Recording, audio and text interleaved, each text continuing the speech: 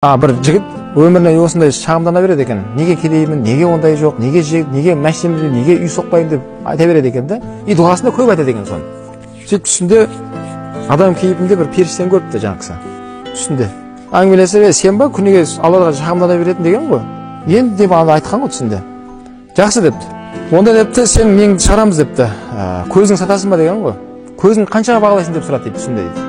Аузына сыйған айт деп айтты дейді. Ана жігіт айтады, мен айта алмадым дейді. Көзімнің көріп тұрған мынау жанарын құнын қоя алмадым дейді.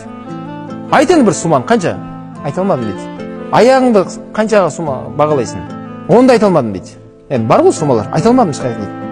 Ол ойындағы суманы қарасам, ол аз болып тұр дейді, аяғым алдында.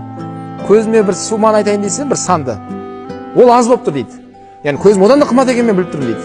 Сөйтіп бүткіл мүшесін ана нетіп шыққан ғой мына жерде.